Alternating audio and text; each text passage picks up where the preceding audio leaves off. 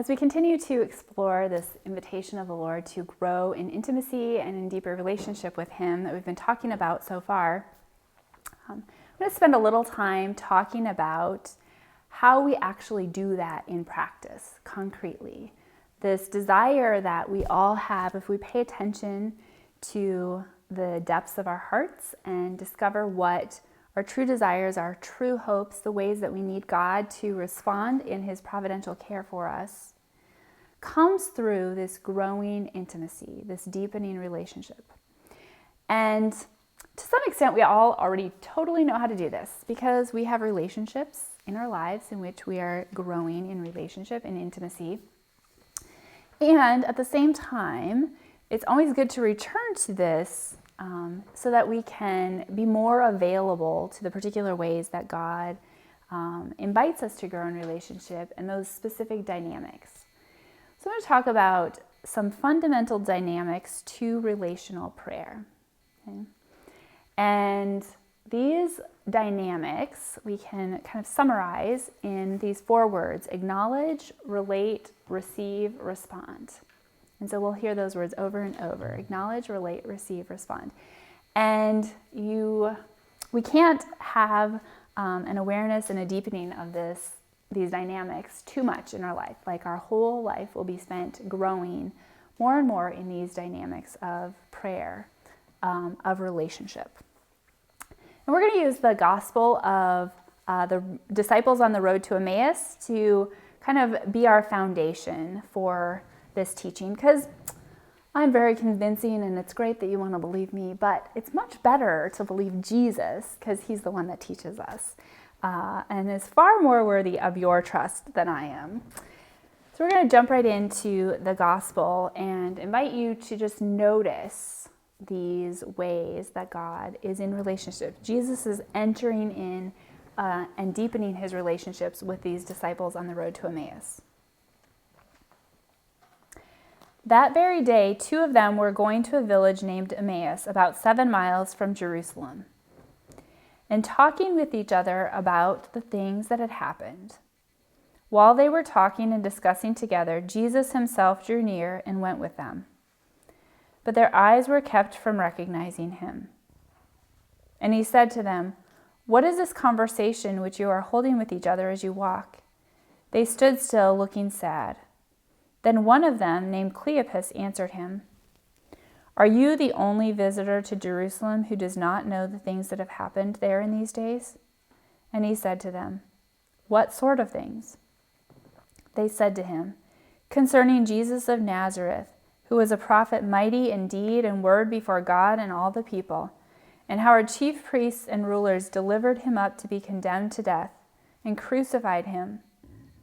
But we had hoped that He was the one to redeem Israel. Yes, and besides all this, it is now the 3rd day since this happened. Moreover, some women of our company amazed us. They were at the tomb early in the morning and did not find His body. And they came back saying that they had even seen a vision of angels who said that He was alive. Some of those who were with us went to the tomb and found it just as the women had said, but Him they did not see." And He said to them, "O foolish men, and slow of heart to believe all that the prophets have spoken. Was it not necessary that the Christ should suffer these things and enter into His glory? And beginning with Moses and all the prophets, He interpreted to them in all the scriptures things concerning Himself." So they drew near to the village to which they were going. He appeared to be going further, but they constrained Him, saying, Stay with us, for it is toward evening, and the day is now far spent." So He went in to stay with them.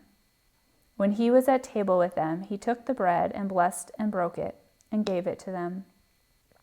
And their eyes were opened, and they recognized Him, and He vanished out of their sight.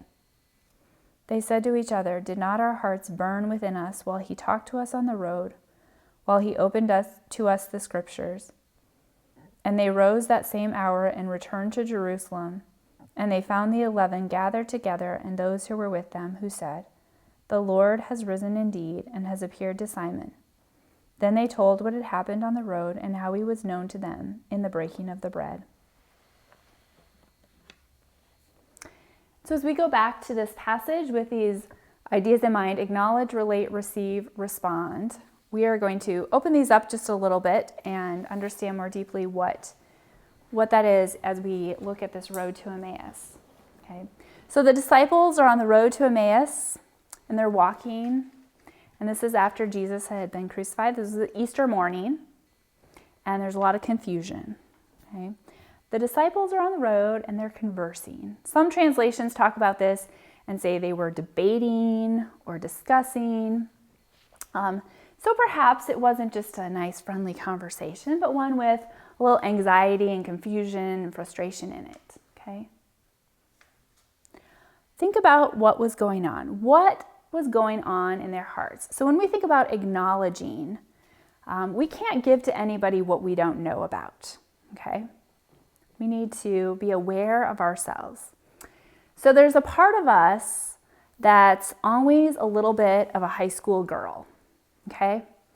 When I was in high school, I came home from track practice one day, and something had happened that made me upset, but I had no idea.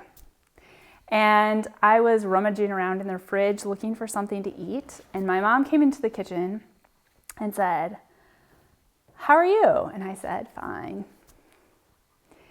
And she said, "Well, what's wrong?" And I said, "Nothing's wrong."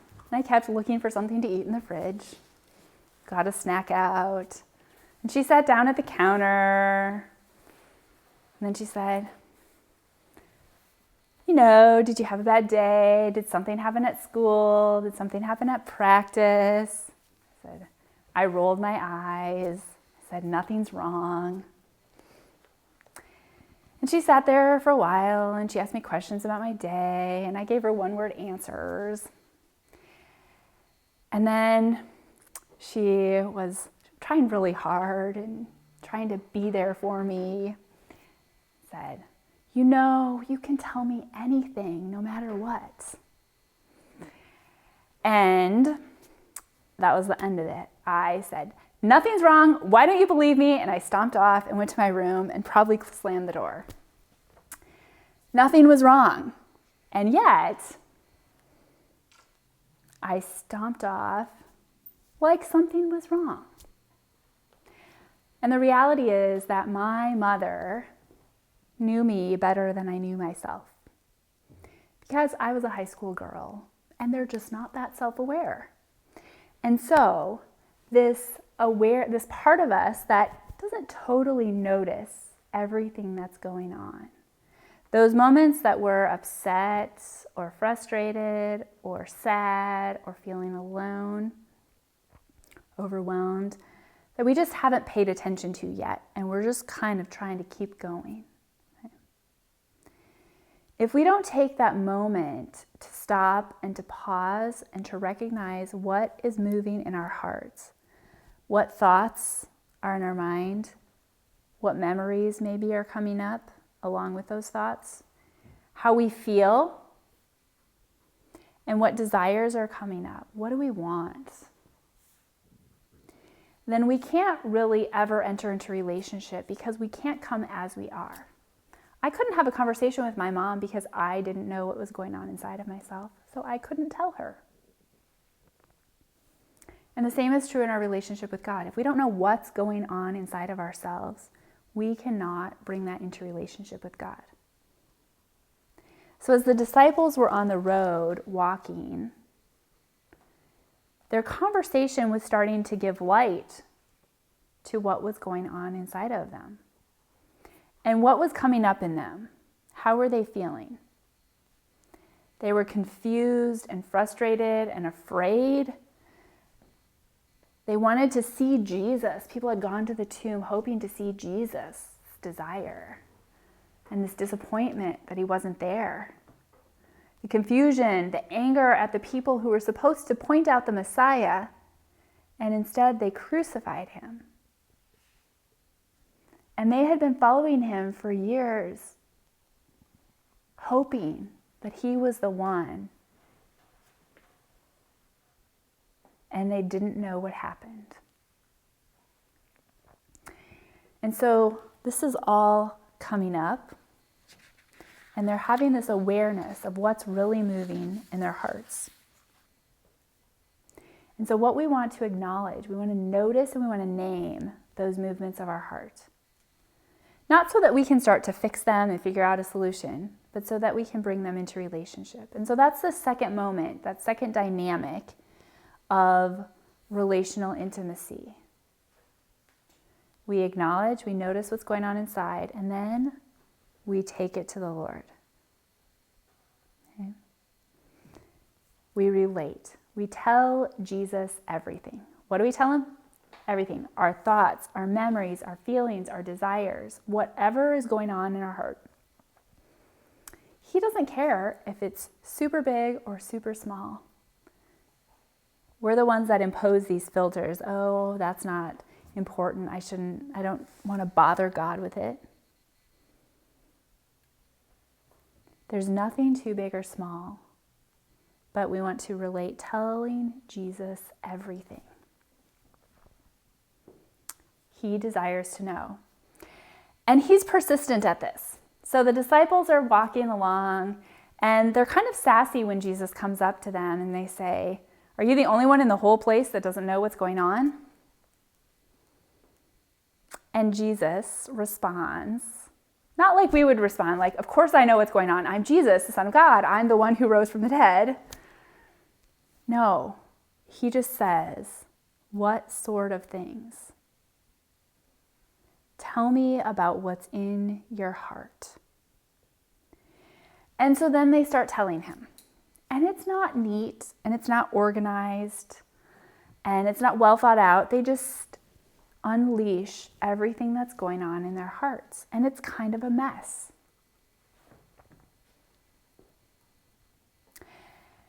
Everybody's heart is kind of a mess. We all think that it's only our heart that's kind of a mess, but everybody's heart is kind of a mess. And so to tell Jesus what is happening in our hearts. You don't have to understand it. It doesn't have to make sense. But we have to give it to him, to share it with him. Okay? Because only then do we have the freedom to really receive what God wants to give us. And so Jesus' persistence pays off, because then they open up and they share their hearts with them. What sort of things? Here, I'm going to tell you. And then Jesus' response is what we're waiting for, to receive. What does receiving look like? Beginning with Moses and all the prophets, he interpreted to them what referred to him in all of Scriptures. This is the best Bible study ever. Jesus reveals all of what referred to him in the Scriptures on this road, on this walk. Over and over and over. And so the disciples received this new understanding, this awareness. But then we discover what else was going on in the disciples' hearts that they say later. On the way, were not our hearts burning within us?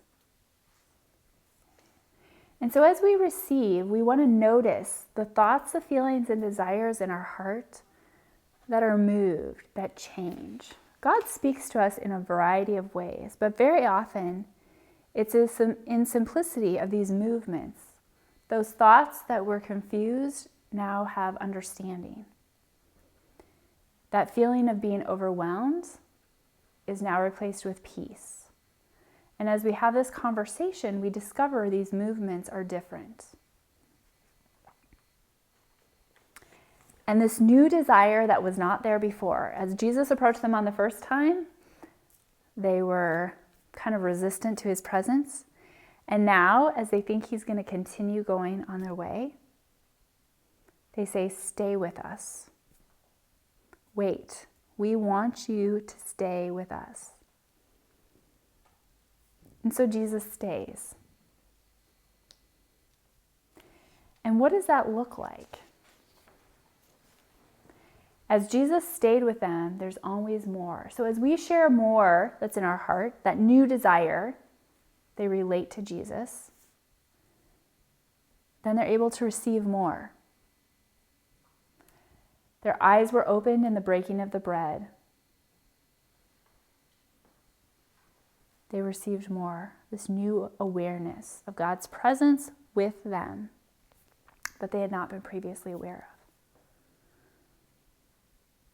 And then the response, what did they do as they became aware that Jesus was there and then he disappeared?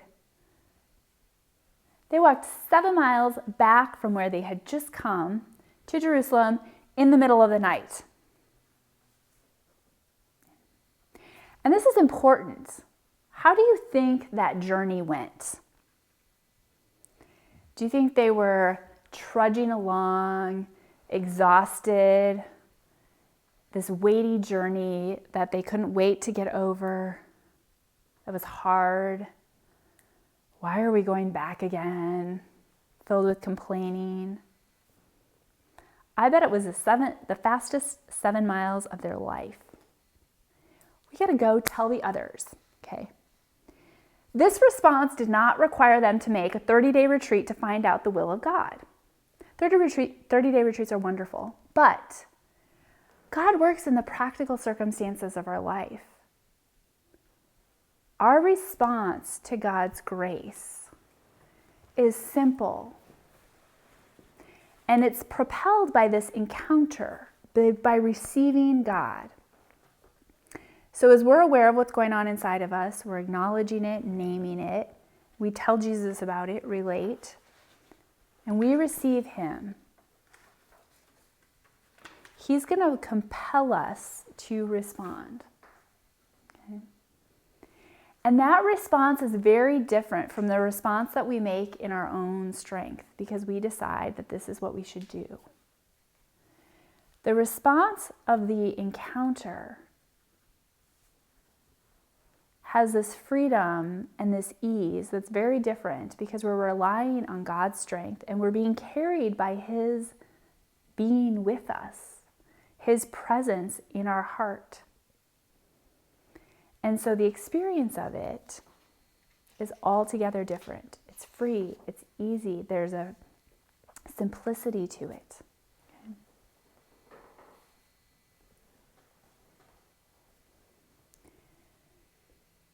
One of the ways that we can be confident that we're responding in God rather than on our own strength is to kind of notice if it has these characteristics. Is my response, God's invitation and my response, clear, simple, and easy? Sometimes we hear that the Christian life isn't supposed to be clear and simple and easy. And fear not, there will be many crosses and we will experience suffering because we live in a broken world. And yet, the place where God is meeting us in the concrete circumstances of our day, there is communion and intimacy that changes everything, even the experience of suffering. And there does become a place where we can be confident that God is carrying me along, even in the midst of suffering. And so my responses still have this characteristic of ease, even in the midst of suffering. This clarity where there's confusion all around me. And the nature of God as simple also enters into the way that I am in response to others. Several years ago, in the spring, I went out to go mow the lawn, and I like working outside and I like doing manual labor. And so I was trying to get our lawnmower started and it wasn't cooperating very much. And so I was trying things and I was taking sort of parts apart and I changed the oil and was messing around with it. Still wouldn't start, and I thought, I bet I need a spark plug. When I change the spark plug, it's gonna fix everything. So I went to the store and I got a spark plug. And I came home and I put it in. And I was all excited because I was gonna defeat this lawnmower and it was gonna start right away. And Nothing happened at all. And I was kind of irritated, frustrated, and realized that, what was I doing? This is really Jesus's job to start the lawnmower. So I told Jesus that this is really your job to start the lawnmower, and you promised to take care of me, and this is clearly in your area of required duties. And so I thought, well, I'll just go to the chapel and give him a few minutes to think about how he's going to start the lawnmower. So I went down to the chapel and said, okay, Jesus, I want you to tell me what you want me to do, and I want you to make it clear, simple, and easy. Okay? And so one of the tools that St. Ignatius gives us to discern is to imagine ourselves having made a decision. And so I paused and said, okay, Jesus, what do you want me to do? And I thought, well, I could go to the store and buy a new lawnmower, I suppose. And so I imagined myself going to the store and buying a new lawnmower and bringing it home. I don't know if they come in boxes, but this one came in a box. And I set it down in the yard in my imagination, and all of a sudden it burst into flames and fell into a pile of parts. And I was like, that is not what I'm going for. I do not want that outcome. So we're going to move on to the next possibility. Okay, Jesus, make it clear, simple, and easy. What do you want me to do? So I thought, well, I could go out and just keep working on it. And as I thought about that and imagined it, I started to get kind of tense. And there was this clear realization that if I took apart any more of the lawnmower than I had already taken apart, I wasn't really sure that I could get it back together and where all the pieces went. So I decided that God doesn't want me to be stressed, and he also wants to include all of the parts in our lawnmower when I put it back together. So I'll move on from that possibility. Okay, Jesus, make it clear, simple, and easy. I thought, I could call someone. I could call someone. Who should I call, Jesus? I will call someone to come help. And all of a sudden, this name popped into my head, Mitchell Brazel. I will call Mitchell Brazel. And it was like all the angels and saints were singing, this is clearly the will of God. Call Mitchell Brazel. It was the best idea I'd ever had in my life. And immediately I'm like, absolutely not. There's no way I'm calling Mitchell Brazel. Because I didn't know Mitchell Brazel. He was engaged to someone I worked with, and I had never met him at all in my life. I didn't know if he knew how to work on lawnmowers, and I certainly wasn't going to call him up for the first time and say, hi, my name's Jessi, and Jesus told me in the chapel that I should call you to fix my lawnmower. That might be an awkward introduction. And so, like, okay, Jesus, I can't call Mitchell. But it was clear, it was simple, it was easy, and I knew that that was the answer that God was giving me.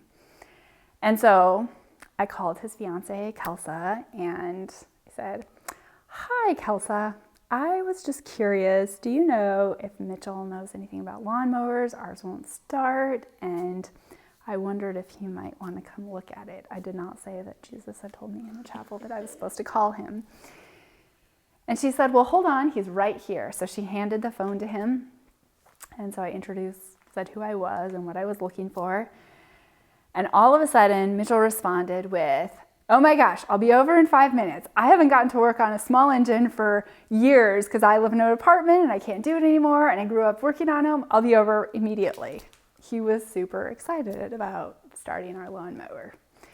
So Mitchell came over, and he went to the backyard where the lawnmower was sitting, and he primed it, and he pulled the cord, and the whole thing started immediately. And I was so mad, furious. It's like, he looked at me like I was a crazy person, said, like, you have to pull this cord here for the lawnmower to start.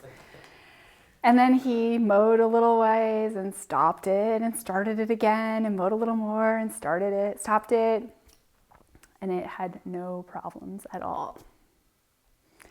And so after a while they left, and I went down to the chapel, and I was still quite angry at Jesus. Like, I called him here. I knew how to pull the cord. What happened? Why did I have to call him? And after I gave Jesus a little space to talk, Jesus said, I just want you to receive everything from the hands that I provide for you. I will give you everything. Everything. He wants to give us everything. And there's lots of things that we think we can do on our own. And we live our life rather independently in many ways from real, utter reliance on the Lord. But He wants to provide everything. He will bring a stranger over to your house to start your lawnmower so that you know that He desires to take care of you and to provide for you. He wants us to tell Him what we need so that He can reveal to us what He is providing. The disciples on the road to Emmaus wanted to see Jesus that Easter morning. And so He met them on the road as they were leaving Jerusalem in order to fulfill this desire of their heart. And He will meet us on whatever road we're on, in whatever direction we're walking, in order to fulfill the desires of our heart. But the way that we can be most available to Jesus as we encounter Him on the road is by noticing, paying attention, acknowledging what's in our heart, and bringing it to Him, relating it to Him. This is what I have for you. That we can be available and open to that receptivity. Pope Francis, in his encyclical Lumen Fide, has this beautiful invitation for us. He says, our culture has lost its sense of God's tangible presence and activity in our world. We think that God is to be found in the beyond, on another level of reality, far removed from our everyday relationships. But if this were the case, if God could not act in the world, His love would not be truly powerful, truly real, and thus not even true. A love capable of delivering the bliss that it promises.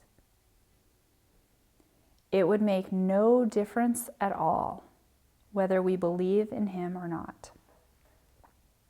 Christians, on the contrary, profess their faith in God's tangible and powerful love, which really does act in history and determines its final destiny. So as we think about what we talked about earlier in God's providential care, that providential care becomes so concrete and immediate because we are in an actual relationship with God. And He desires to make that relationship stronger and more intimate every single moment of our day. And everything that happens is in the hands of God and is according to His providence. It's also for our good to be drawn into deeper relationship with Him. And He provides that and invites us and desires it super abundantly.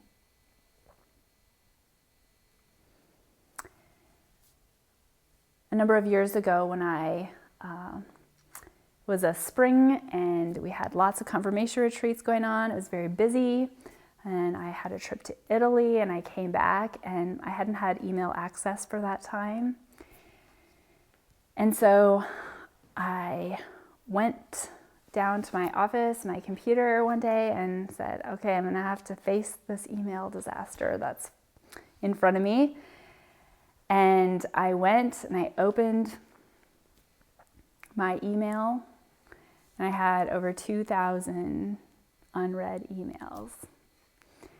And my desire was to close the computer and get a new email address and just never return to this again. But I noticed, I don't really think God can do anything about my emails.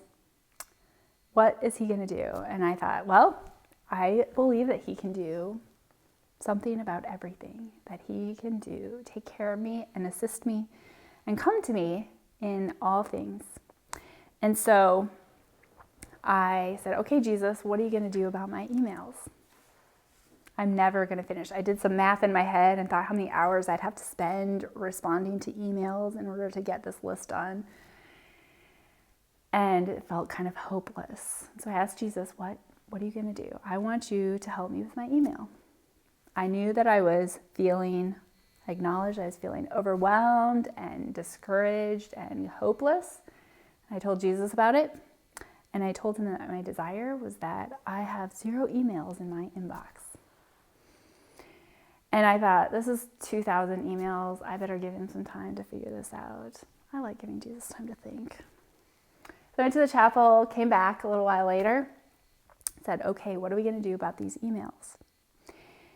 And Jesus said, start at the back. So I started at the back. And I worked for about an hour. And I had 300 unread emails after an hour. I don't think that's really possible. That's a lot of emails in that amount of time. Some of them I could just delete or get rid of, or they were past things or FYI, and I didn't need to do anything with. There's a lot of important things going on in the world. My email inbox is not that important.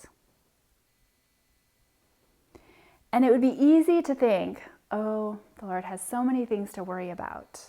Massive crises that are happening all over the world. People who really need things to survive and live, who are suffering far more profoundly than my small distress over 2,000 unread emails. And yet, the Lord desires to come into that and respond.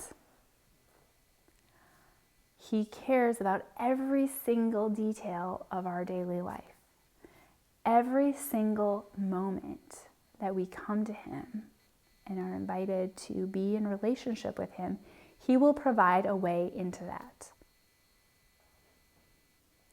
To acknowledge, to relate, to receive, to respond. Trusting that in all of these things, God is making it clear and simple and easy for us to enter more deeply into relationship with him. I invite us to pause a little bit with the Gospel of John. In John chapter 15, verses 1 through 5.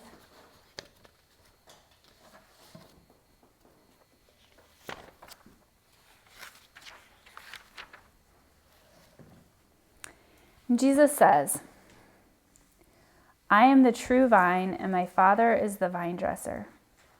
Every branch of mine that bears no fruit, he takes away, and every branch that does bear fruit, he prunes, that it may bear more fruit. You are already made clean by the word which I have spoken to you.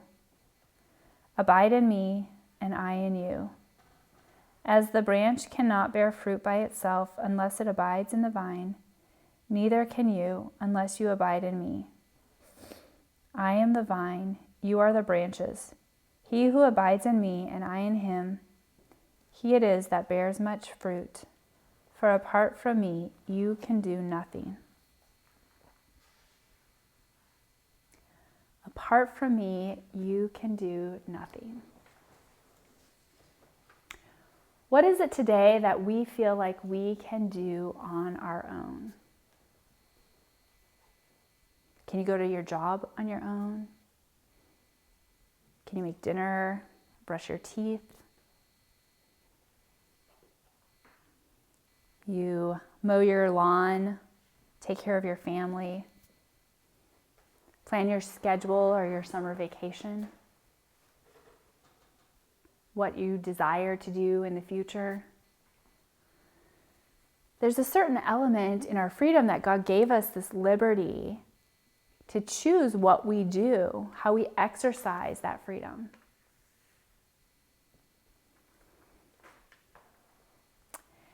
And there's a sense that we have a lot of power and capacity. We have gifts that we can choose how to use them. And yet we know that Jesus speaks the truth. Apart from me, you can do nothing. What does that mean for us?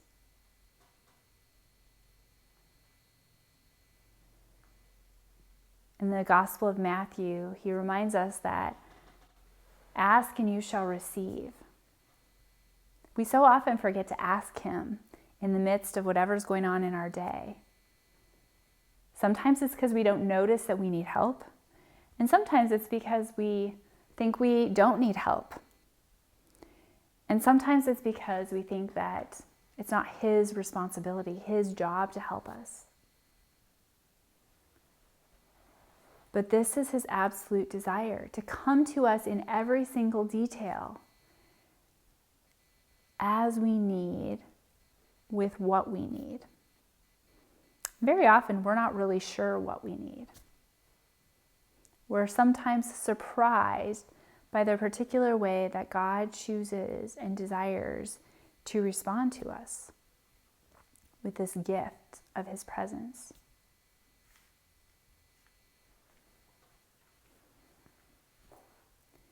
So what is it today that the Lord is inviting you to receive? What is it in your heart that you haven't paid attention to, that you haven't acknowledged, that you'd like to ignore because it's kind of neatly tied up over in the corner? Sometimes it's an area of pain or suffering that if we don't look at and we don't pay attention to, we can maintain and manage. The Lord's inviting us today to look at all the spaces in our heart, to notice what's happening, what we think, what we feel, what we desire, and to name that. And then to relate that to him. Tell him everything. And we'll find as we do this that we give it to Jesus and then we take it back. Because he's not responding according to our timeline or in the particular way that we want him to respond. And so we give it to him, take it back. And as many times as we find that we've taken it back, we just give it to him again. Oh yeah, Jesus, I want to give this to you again. We relate again. And there's this dynamic of a conversation. Acknowledge, relate, receive, respond. It's not 4 steps to accomplish or to finish. As we tell Jesus about things, we're going to notice new things. And so we tell him those things. Back and forth in conversation with the Lord. And then what is his response? In order to listen to his response, we need to have space and silence in our heart and in our day. And so I would encourage you to ask Jesus where he's giving you this space in your day.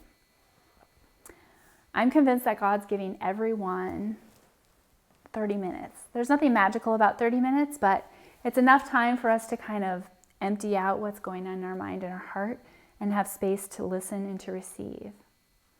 But it's also not so much time that it becomes impractical or a great burden for people who have many responsibilities.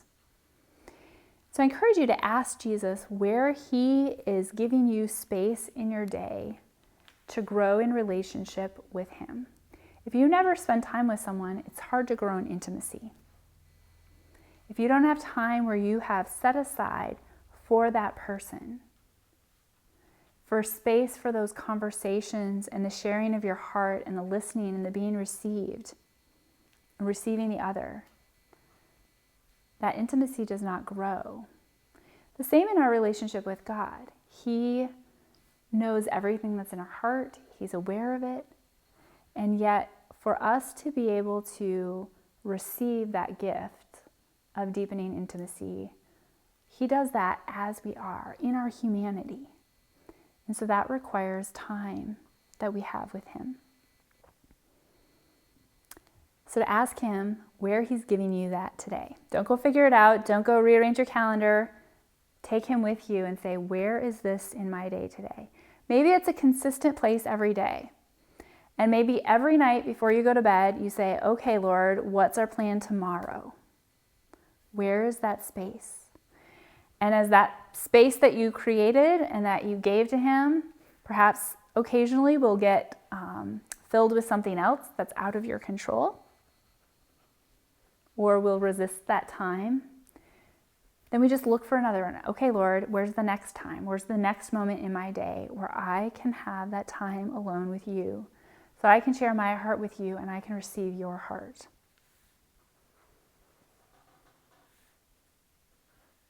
Because apart from me, you can do nothing. So as we acknowledge and relate all that's in our heart, receive God's presence, who's with us at every moment and who's in his providence is communicating with us in all things. Then we can respond to the absolute and practical circumstances of our daily life with the Lord, that we can experience his grace and his strength at work in our response, and discover the amazing difference of what it means to live and be carried by God's grace rather than responding on my own strength. So as we conclude again, I invite you to listen once again to these words of St. Ignatius that we started with, to make them your own words and to speak to the Lord, offering him everything that you find in your mind and your heart. Take, Lord, and receive all my liberty, my memory, my understanding, and my entire will. All I have and cherish you have given me. I surrender it all to be guided by your will. Give me only your love and your grace. That is enough for me. Amen.